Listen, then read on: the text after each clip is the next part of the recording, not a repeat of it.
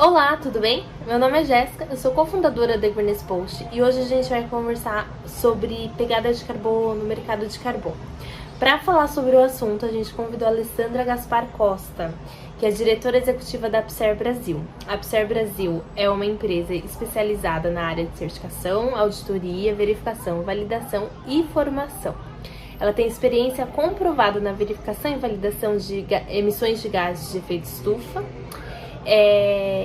e disponibiliza um conjunto de soluções que permitem mitigar o impacto das atividades organizacionais e sensibilizar a sociedade em geral para essa realidade. Alessandra, é um grande prazer ter você aqui com a gente no The Greenest Post e muito obrigada por compartilhar um pouquinho do seu conhecimento com a gente. Eu que agradeço o convite. Eu acabei de comentar que tenho visto o seu material e, de fato, é um prazer estar aqui com você e poder participar e compartilhar isso com esse conteúdo que você está divulgando aí. Foi muito bom. Bom, eu acho que a gente pode começar, então, falando da pegada de carbono. O que é a pegada de carbono? Por que a gente começou a escutar tanto pegada de carbono? Eu vou começar de uma maneira bem objetiva, assim, bem simples, o que acontece? O efeito estufa é um efeito natural e que é uma situação que a gente tem no planeta e natural para a sobrevivência da vida no planeta. O que acontece é que depois da era da industrialização, isso tem aumentado muito e assim, com os efeitos dos gases que são emitidos pela industrialização e depois por outras situações que eu vou comentar aqui com vocês, essa emissão de gases tem aumentado a temperatura e isso gerando aquecimento global. Então, por que a gente fala em pegada de carbono? Porque os gases poluentes, aqueles que aumentam de fato a temperatura, a gente fala muito no gás carbônico, mas também tem o metano e outros gases. O metano é um gás super importante também. Mas o gás carbônico, a gente escuta mais falar porque é aquele que é mais emitido aí nesse processo de industrialização, no processo do desmatamento, quando você troca florestas para gado, para colocar gado para pecuária, para criação de gado. Então, com o desmatamento, você também tem esse processo de emissão de CO2. E como que isso, e que acontece? Com o aquecimento global, você tem um aumento da temperatura, e isso acaba gerando uma série de situações aí e de comprometimento ambiental. Então, por isso que a gente fala em efeito estufa, e pegada de carbono deriva do efeito estufa. O que é a pegada de carbono? Outro dia eu escutei uma explicação que é simples, mas é bem ilustrativa. O que é uma pegada? Uma pegada é uma marca negativa, certo? É o rastro que você deixa. Então, a pegada de carbono é exatamente é o que você deixa de carbono no mundo. Qual que é seu rastro de carbono no mundo? Qual que é sua pegada? Qual que é a cadeia que tem aqui com a gente, que a gente carrega de emissões de carbono? E o quanto desse carbono já não está mais? Então, qual que é a ideia da gente falar em pegada de carbono, efeito estufa? Por que a gente vem com esse assunto? A pegada de carbono é a gente saber exatamente quanto que a gente está jogando, quanto que a gente está emitindo de gás carbônico e o quanto que a gente está absorvendo de gás carbônico. É esse o cálculo que a gente precisa entender e fazer hoje, porque a gente vai ter que começar a controlar isso. Quer dizer, a gente já começou a controlar e hoje mais ainda precisa controlar. A gente tem aí essas previsões que foram discutidas e debatidas aí com a COP26. Mas esse conceito de pegada de carbono, de crédito de carbono, isso surgiu lá com o protocolo de Kyoto em 97. Então, essa discussão já não é recente, é uma discussão já de algum tempo. E os países, cada país tem aí sua meta de redução desses gases poluentes. E os créditos de carbono, ele pode ser comercializado entre os países. E como que as empresas... Eu estou fazendo fio aqui, Jéssica. Se você quiser, você fica à vontade para me interromper. Eu sei que é uma entrevista, mas como que as empresas fazem, quais são as metodologias que elas têm hoje disponíveis para poder fazer essa avaliação. Você tem duas possibilidades. Você pode, e isso é a empresa, a organização é que define e escolhe. Você pode fazer isso através de uma norma ISO, que é uma norma para cálculo da pegada de carbono, que é a norma 14.064, ou você pode fazer através do protocolo do GHG, que é o protocolo que propõe uma metodologia de identificação e depois de controle, aprimoramento de toda essa cadeia e de todas as emissões do carbono. Você consegue fazer isso tanto um quanto com o outro numa organização, numa cadeia completa ou num produto. Então, você tem aí várias situações, depende muito do que a organização busca, do que ela precisa e do que é definido. E normalmente ela define aí por um desses dois métodos e depois ela faz uma sensibilização, conscientização, implementação dessa metodologia e depois a certificadora, como a APSER, faz a validação ou a avaliação daquilo que foi feito. Valida esse trabalho da norma que a organização implementou com a norma ou com a metodologia do GHG. Acho que você tocou um ponto bem importante e interessante de entender, que é esse cálculo, a gente consegue fazer isso em vários níveis, né? Então, produto, cadeia, organização, acredito que assim, se você quiser muito, deve ser um cálculo difícil para eu sentar e fazer, mas a nível pessoal também acredito que seja uma coisa possível, interessante de entender o quanto eu gasto o meu rastro, né, como você comentou. E também exatamente. no país. E hoje em dia, você vê, inclusive, eu vi a semana passada e achei muito interessante um app que faz esse cálculo. É claro que é uma maneira mais superficial, quando você está numa organização e que precisa controlar essas emissões, você tem ali um mapeamento, uma identificação, um diagnóstico, você tem um outro nível, mas é lógico que você consegue, através de um app, saber o que você consumiu, ou quanto de energia, ou de plástico, e isso tudo você vai vai colocando no app, e você consegue lá ter uma ideia do quanto que você está emitindo de gás carbônico. Eu, inclusive, outro dia soube que tem algumas empresas, algumas companhias que estão repassando isso também para o consumidor. Então, eu sei de empresas aéreas que estão trabalhando com isso. Eu escutei, então estou passando aqui essa informação. Eu ainda não fui atrás para ler sobre isso, mas eu sei que estão fazendo. E eu tive uma experiência também de ir até uma loja, consumir um produto, e na sacola que eles estavam entregando para a gente, lá estava escrito quanto que tinha de redução de emissão, e que se eu devolvesse essa sacola, eu seria ressarcida, eu teria desconto na próxima sacola. Então, já existe esse olhar da sociedade, as pessoas já estão mais sensíveis a isso, já estão escutando mais sobre isso. Então, é realmente um avanço. Isso com absoluta certeza, né? De 97 para cá, assim, o quanto a gente ouve falar da COP26 com certeza um avanço muito grande. Não, sem dúvida. Eu acho que o assunto hoje já não é um assunto interessante, é estratégico.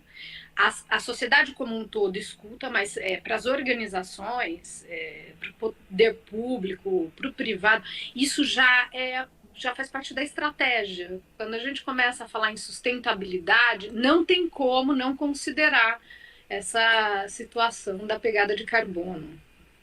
Não tem. E você comentou duas metodologias, né? A ISO e o protocolo GHG. Isso.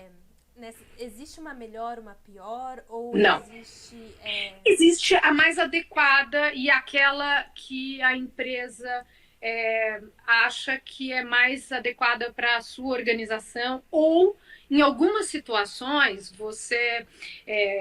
eu tenho isso no meu dia a dia. Algumas situações uma organização me fala que optou pelo GHG porque uma outra empresa que trabalha, que é fornecedora ou que é compradora, trabalha com GHG, então eles querem usar metodologias similares, então acaba ficando na mesma linha e trabalham dessa maneira.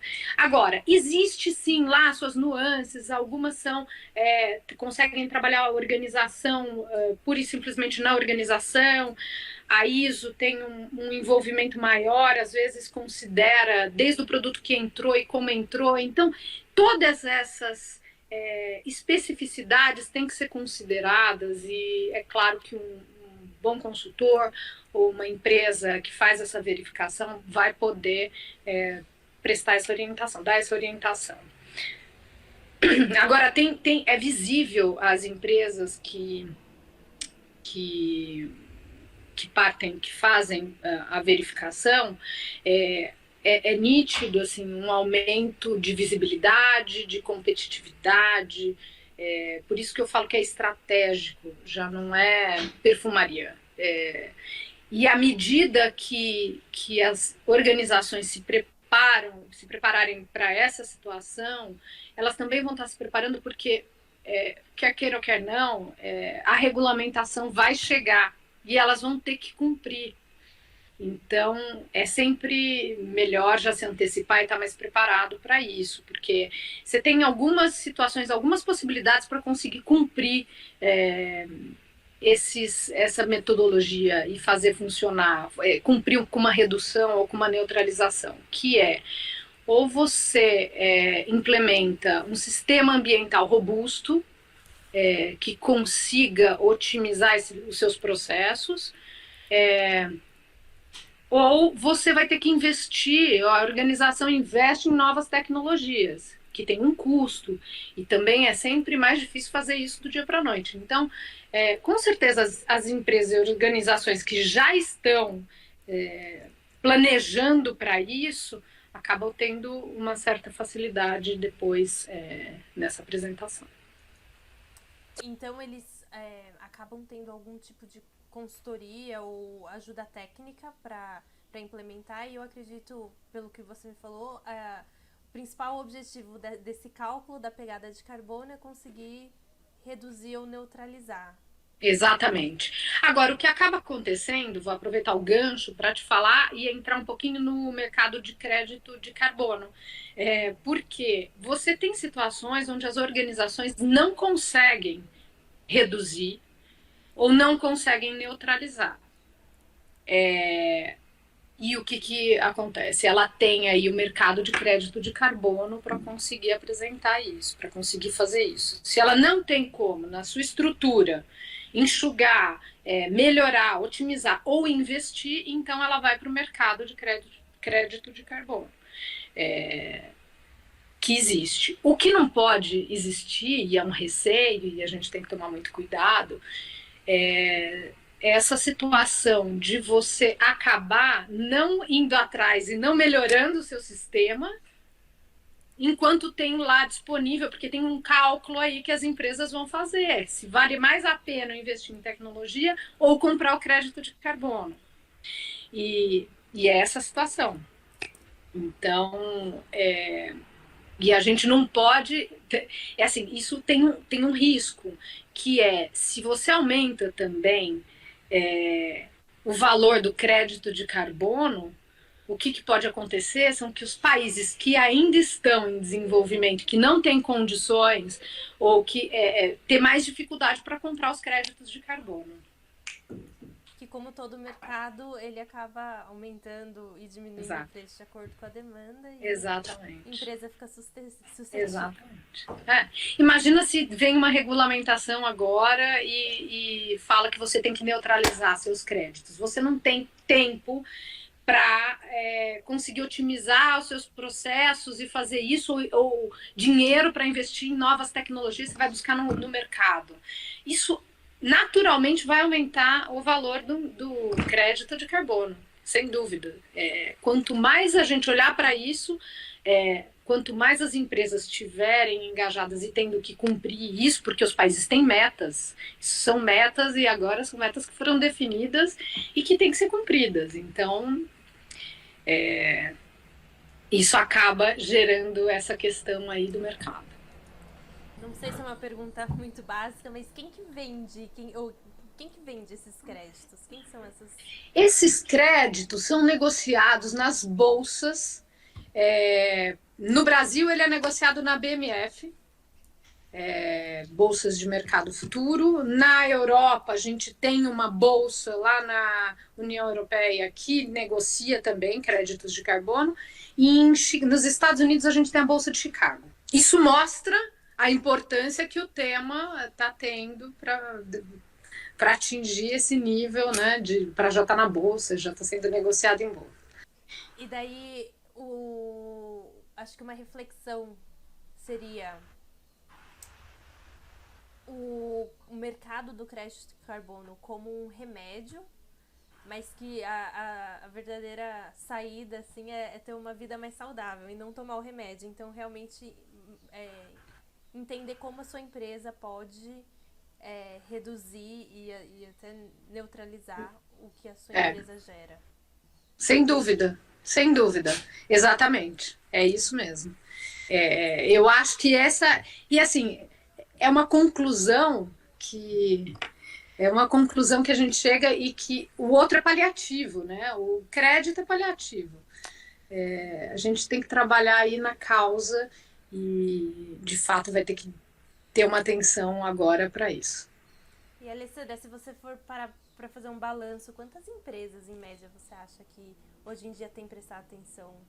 Das grandes, talvez, ou das pequenas e médias? Eu não sei exatamente para onde você olha mais, mas você acha que vem crescendo nesses últimos anos? Sem dúvida, as empresas que consomem mais combustíveis fósseis são as que são as que precisam olhar para isso. E eu tenho visto e acho que a maioria já está engajada nisso. A maioria já está atenta, porque, como eu disse, é uma questão estratégica, já não é mais uma questão adicional, é estratégico para as empresas. Eu acho que as grandes empresas, sem dúvida, a indústria, de um modo geral, tem que olhar para isso. É claro que a gente vê na ponta a sociedade participando, e a sociedade participa de várias maneiras. Ela já está mais consciente das suas ações, mas ela participa também exigindo. Ela participa à medida que ela vai consumir um produto que ela sabe que é de uma empresa socialmente responsável, ambientalmente responsável. E isso faz a diferença. Não é uma questão de marketing, é uma questão de consciência. Não é uma atinge a população hoje de uma outra maneira. Essas questões da validação dos relatórios de emissão de gases de efeito estufa, isso está completamente alinhado quando você fala em estratégias da ESG. Muito obrigada, Alessandra. Foi um grande prazer conversar com você. Não, foi ótimo. Eu que te agradeço e foi muito bom. Muito obrigada.